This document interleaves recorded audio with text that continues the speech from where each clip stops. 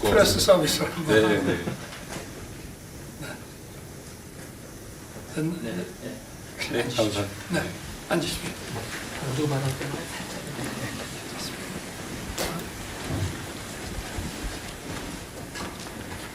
아이고, 하여튼 그 초청에 이렇게 응해 주셔서 감사하고 정말 후보 때 저희가 행사나 네. TV 토론 때 뵙고 또 당선 축하 인사도 전화해 주시고 국회에 가서만 네. 한두 차례 뵙고 정말 오늘 이렇게 또 용산에 이렇게 오셔서 오늘 여러 가지 얘기 나누게 돼서 반갑고 기쁩니다. 네. 네. 편하게 좀 여러 가지 하시고 싶은 말씀들 네. 하시고 이렇게 하시죠. 네. 제가 대통령님한테 드릴 말씀이 많아가지고 써가지고 왔습니다. 제가 원래 대통령님 말씀을 좀 먼저 듣고 네네. 제가 말씀을 좀 드릴까요? 아닙니다. 오늘 손님 말씀을 먼저 들어야 말씀하시죠. 고맙습니다. 그래도 우리 국민들께서 말씀하신 것처럼 정치가 다시 복원되고 또 정치가 국민을 걱정하게 돼야 되지 어떻게 국민들이 정치를 걱정하냐 이런 생각도 많이 하신 것 같습니다. 그래서 오늘 아마 이 자리에 대해서도 많은 국민들께서 큰 기대를 가지고 아마 지켜보고 계실 것 같아서요. 정말 국정에 바쁘실 텐데 이렇게 귀한 자리 만들어 주셔서 진심으로 감사드립니다. 제가 대통령 취임하실 때 이 말씀을 드렸던 기억이 납니다. 지금도 마찬가지입니다만 저는 정말로 대통령님께서 성공한 대통령이 되시길 바랍니다. 그것은 개인적 관계의 문제가 아니라 대통령의 성공, 이 정부의 성공이 국가와 국민에게 유익하기 때문이죠. 지금도 정말 그 생각은 변함이 없습니다. 근데 정치의 성공이라고 하는 것은 결국은 국민을 존중하고 또 국민의 뜻을 잘 따르는 데서 시작된다 이렇게 생각됩니다. 그래서 오늘 제가 제1야당의 대표로서 이 나라의 국정을 총책임지시는 최고 국정 책임자이신 대통령님께 이번 총선에서 나타났다고 판단되는 우리 국민들의 뜻을 좀 전달을 드리고 싶습니다. 오늘 제가 드리는 말씀은 저의 입을 빌린 우리 국민들의 뜻이다 이렇게 생각해 주시면 고맙겠습니다. 대통령님께서도 너무 잘 아시겠지만 우리 지금의 현실이 참으로 팍팍하고 국민들의 삶이 어렵습니다. 국가적으로도 보면 정치, 경제, 사회, 또 외교, 안보 모든 영역에서 많은 위기들이 노출되고 있다는 생각이 듭니다. 고물가, 또 고금리, 고환율 이런 삼중고를 포함해서 우리 국민들의 민생과 경제가 참으로 어렵다는 것은 대통령님께서도 아마 결감하실 걸로 생각합니다. 그리고 최근에 이제 많은 우려를 합니다만 이 정부의 비판적인 방송에 대해서 중징계가 계속 이어지고 있고 또 보도를 이유로 기자, 언론사에 대한 압수수색이 매우 일상적으로 일어나고 있다. 그래서 우리 국민들께서도 혹시 말 한마디 잘못했다 이거 잡혀가는 거 아닐까? 이런 걱정들을 한 그런 세상이 됐습니다. 대통령님께서도 이번 총선 이후에 우리 국민 여러분께 사과 말씀을 하셨다고 제가 보도를 봤습니다. 혹여 제가 오늘 드리는 말씀이 거북하실 수 있을 텐데 그것이 이제 야당과 국민들이 가지는 이 정부 2년에 대한 평가의 일면이다 이렇게 생각해 주시면 고맙겠습니다. 저희는 이번 총선에 나타난 국민의 뜻이 잘못된 국정을 바로잡으라라는 준엄한 명령이다 이렇게 생각합니다. 우리 국민들께서는 이번 선거를 통해서 민생과 경제를 살리고 또 민주주의를 바로 세우고 평화와 안전을 지키라고 명하셨다라고 생각합니다. 민생의 어려움, 또 국가적 위기를 해결하는 유능한 국정, 모두가 법 앞에 평등한 공정하고 상식적인 국정, 편가르기나 탄압이 아닌 소통과 통합의 국정을 대통령과 여당에 주문하셨다라고 생각합니다. 2년 만에 처음 성사된 오늘 회담이 이러한 국민의 뜻을 받드는 소중한 자리가 되기를 바랍니다. 국정의 방향타를 돌릴 마지막 기회다라는 그런 마음으로 우리 국민들의 말씀에 귀 기울여 주시기를 부탁드립니다. 우리 국민들께서는 정치의 복원, 또 민생과 국민을 중심으로 한 국정을 요구하셨습니다. 이제 국정 동력을 민생 위기 극복에 집중할 때라고 생각합니다. 대통령님께서도 20여 차례 민생 토론회를 통해서 파악하셨을 것으로 생각하지만 참으로 민생 경제가 어렵습니다.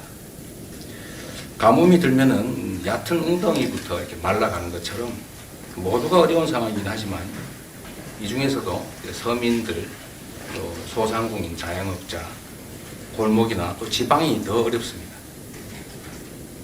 민간 경제가 어려울 때 이제 정부가 나서는 것이 원칙입니다. 우리 민주당이 제안한 긴급 민생 회복 조치를 적극적으로 검토해 주시기를 부탁드립니다. 특히 지역 화폐로 지급을 하면 소득 지원 효과에 더해서 골목 상권의 소상공인이나 자영업자, 또 지방에 대한 지원 효과가 매우 큰 민생 회복 지원금은 꼭 수용해 주시기를 부탁드립니다. 대통령님께서도 말씀하셨던 R&D 예산 복원도 내년까지 미룰 게 아니라 가능하면 민생 지원을 위한 추경이 있다면 한꺼번에 처리를 하면 좋겠다는 생각을 가지고 있습니다. 전세 사기 특별법이라든지 다른 화급한 민생 입법에도 적극적인 관심을 부탁드립니다. 대통령님께서 결단하셔서 시작한 의료개혁 정말로 중요한 국가적 과제입니다. 그런데 의정 갈등이 계속 심화되고 있어서 꼬인 매듭을 서둘러 풀어야 될 것 같습니다. 2달째 이어지는 의정 갈등 때문에 의료 현장에 혼란을 겪고 우리 국민들께서도 피해를 입고 있습니다. 정부의 전향적인 태도 변화, 그리고 의료진의 즉각적인 현장 복귀, 공공, 필수, 지역의료 강화라는 이 3대 원칙에 입각해서 대화와 조정을 통한 신속한 문제 해결이 꼭 필요합니다. 다행히 정부도 이미 증원 규모에 대해서 유연한 입장을 보이고 있습니다. 우리 민주당이 제안드렸던 국회 공론화 특위에서 여야와 의료계가 함께 논의한다면 좋은 해법이 마련될 것 같습니다. 의대 정원 확대 같은 의료개혁은 반드시 해야 될 주요 과제이기 때문에 우리 민주당도 적극적으로 협력하겠다는 말씀 드립니다. 또 한 가지 중요한 그 주제가 이제 연금 개혁인 것 같습니다. 연금 개혁은 미룰 수 없는 중요한 과제인데 참으로 어려운 과제이기도 합니다. 대통령님께서 과감하게 연금 개혁을 약속하시고 또 추진하는 점에 대해서 국민의 한 사람으로서 매우 감사하게 생각합니다. 최근에 국회 연금개혁특위 공론화위원회에서 소득 대체율 50%, 보험료 13%로 하는 개혁안이 마련됐습니다. 대통령님께서 정부 여당이 책임의식을 가지고 이 개혁안 처리에 나서도록 독려해 주시기 바라고 우리 민주당도 적극적으로 협력하겠다는 말씀드립니다. 우리 대한민국은 대통령께서도 법률가이시고 하니까 너무 당연하게 알고 계시겠지만 상권 분립 국가입니다. 행정부의 수반으로서 국정 업무 수행에 여러 가지 어려움이 있으실 것으로 생각됩니다. 그러긴 하지만 대통령께서 국회를 존중하고 야당을 국정의 파트너로 인정해 주시면 좋겠다는 말씀을 드립니다. 지금부터 정치를 하시겠다 이렇게 말씀하신 걸 제가 언론에서 봤고 또 저를 이 자리에 이렇게 불러주신 것이 그 출발일 것이다 이렇게 생각합니다. 지속적인 노력을 다시 한번 부탁드립니다. 사실 지난 2년은 정치는 실종되고 지배와 통치만 있었다라는 그런 평가가 많습니다. 특히 어렵게 통과된 법안들에 대해서 우리 민주당 입장에서 보면 과도한 거부권 행사, 또 입법권을 침해하는 시행령 통치, 인사청문회 무력화 같은 이런 조치들은 민주공화국의 양대 기둥이라고 할 상권 분립 그리고 법치주의를 위협하는 일일 수도 있습니다. 입법부와 행정부는 견제와 균형 속에 국정을 함께 이끄는 수레의 두 바퀴와 같습니다. 행정 권력으로 국회와 야당을 혹여라도 굴복시키려 하시면 성공적인 국정은 쉽지가 않을 것입니다. 국정기조 전환을 요구하는 총선의 민의를 존중해 주시면 좋겠습니다. 이태원 참사 특별법이나 특검법 등에 대한 거부권 행사에 대해서 유감 표명과 함께 향후 국회의 결정을 존중하겠다라는 약속을 해주시면 참으로 좋겠다는 생각이고 또 정중하게 요청드리는 바입니다. 국민의 생명과 안전을 지키는 것이 국가의 제1 책무입니다. 국가가 곧 국민입니다. 159명의 국민이 영문도 모른 채 죽어갔던 이태원 참사나 또 최혜명 순직 사건의 진상을 밝혀 그 책임을 묻고 또 재발 방지 대책을 강구하는 것은 국가의 가장 큰 책임이라고 생각합니다. 최혜명 특검법이나 또 이태원 참사 특별법을 적극적으로 수용해 주실 것을 요청드립니다. 그리고 이번 기회에 국정 운영에 큰 부담이 되고 있는 가족 등 주변 인사들의 여러 의혹들도 정리하고 넘어가시면 좋겠다는 생각입니다. 미래의 의제들이 또 중요한 것들이 몇 가지 있습니다.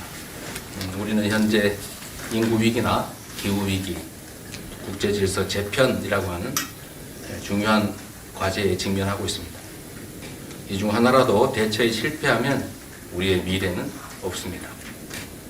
저출생의 핵심 원인은 미래에 대한 불안이고 따라서 그 대책은 불안의 해소라고 하겠습니다. 그런데 파편적이고 부분적인 저출생 대책으로는 그 효과를 기대하기 어렵습니다. 국가 역량을 총동원해서 결혼, 출산, 양육, 보육, 취업을 아우르는 포괄적인 종합대책을 수립하고 적극적으로 추진할 필요가 있다고 생각됩니다. 기후위기 그리고 에너지 전환 시대를 맞이해서 재생에너지 정책의 일대 변화가 필요합니다. 재생에너지 부족 때문에 수출 기업들의 생산기지 해외 이전, 산업 경쟁력 추락이 매우 걱정됩니다. 재생에너지로 생산된 제품만 구매하겠다는 이런 세계적 추세에 맞추어서 전력수급 기본계획을 재생에너지 중심으로 재편해야 합니다. 불황기인 지금이 바로 에너지 고속도로와 같은 재생에너지 산업 기반 확충에 대대적으로 투자할 적기라고 생각됩니다. 한반도를 둘러싼 국제 정세 또한 기민하게 대응해야 합니다. 강력한 안보 체제 구축을 위한 노력 열심히 하고 계신 것 압니다. 그에 더해서 한반도의 평화와 안정을 위한 대화와 협력에도 조금 더 관심 가져주시기를 당부드립니다. 가치 중심의 진영 외교만으로는 국익도 국가도 지킬 수가 없습니다. 국익 중심의 실용 외교로 전환을 검토해 주시기를 부탁드립니다. 독도, 과거사, 핵 오염수 같은 이런 대일 관계 문제에서 국민의 자긍심이 훼손되지 않도록 정부 차원의 적극적인 노력이 있으면 좋겠습니다. 대통령님, 지금까지 제가 말씀드린 거 상당히 불편하실 수 있을 것 같습니다. 그렇긴 하지만 또 민심을 가감 없이 전달하는 게 이 자리가 마련된 이유라고 생각합니다. 이념이 아니라 국민의 상식에 기반해서 국정을 운영하겠다.